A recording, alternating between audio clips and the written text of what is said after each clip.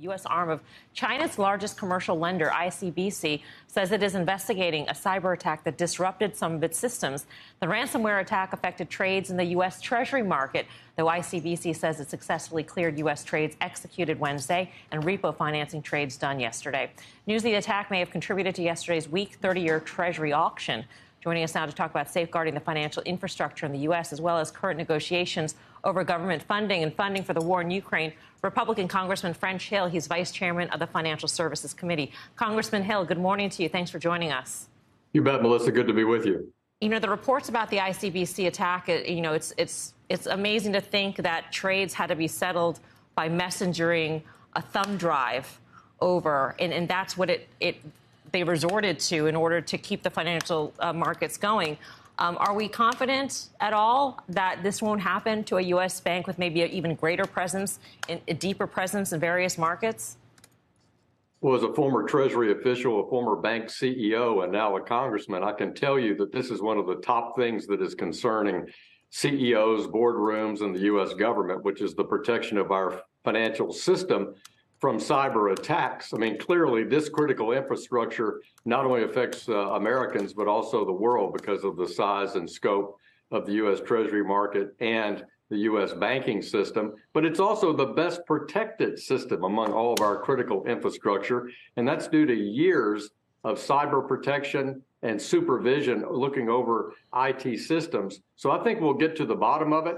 I think this is a critical infrastructure system that's monitored both by federal resources and all private sector players and the market regulators. So I have confidence we'll get to the bottom of it, but I can assure you that this is a concern every single day for people engaged in the IT industry supporting our financial services industry. We mentioned that ICBC is the largest lender in China. It's actually the world's largest lender by assets. And so this is not just a problem over in China. It's one that affects us here in the United States. Is there any, are you in talks? Have you made calls over there to officials to sort of try and understand if there's any sort of attempt by this group to attack U.S. firms?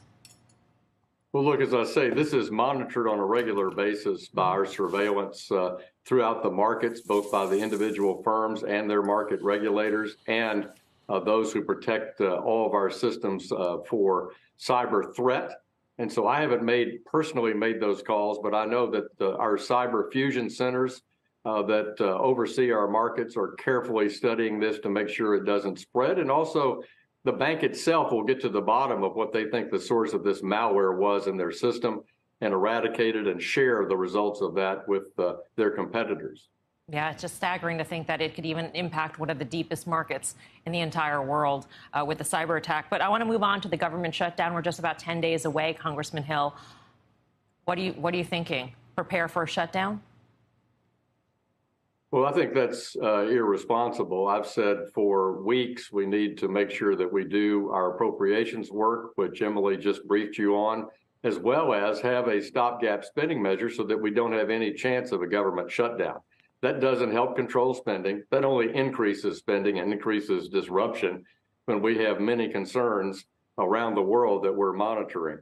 So I hope we get our work done. My advice to the Speaker this week was the House of Representatives this week should have passed a continuing resolution stopgap spending measure. My judgment was we should have done that till the third week of January to give us time to finish our work in the House and conference the significant amount of spending that we've already passed. We've passed 80% of 2024 spending in the House of Representatives. We should be in informal conference right now with senators and get those bills enacted into law. And that will take all the risk of stopgap spending off the table.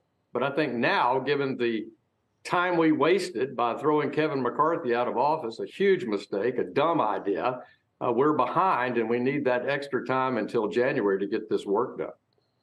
So, Joe and I were talking during the break about, the calls for bipartisan efforts and how, when a Democrat says bipartisan, they mean Republicans come over to our side and vice versa. Well, Joe meant only one way. I meant only one. Yeah. I think it goes only both one ways. way. When Chuck Schumer talks about bipartisanship, he only means one thing. You know that, Congressman. Yeah. When Chuck Schumer says bipartisan, I'll reach for my wallet. Yeah, he just means, yeah, right. He just means do what we want. Is there any effort I mean, it feels like lip service. The American people will say, that's all lip service. What are you guys really doing? Yeah.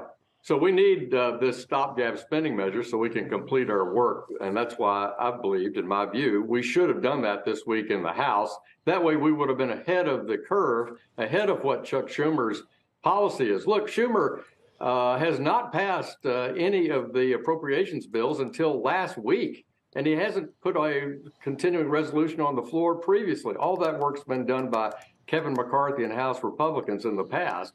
So this is a bipartisan challenge. We have narrow majorities in both houses of Congress. So I have no doubt that the stopgap spending measure, whatever the date of it is, will be bipartisan, because there's no other way to get that done in Washington right now with narrow majorities in the House and the Senate.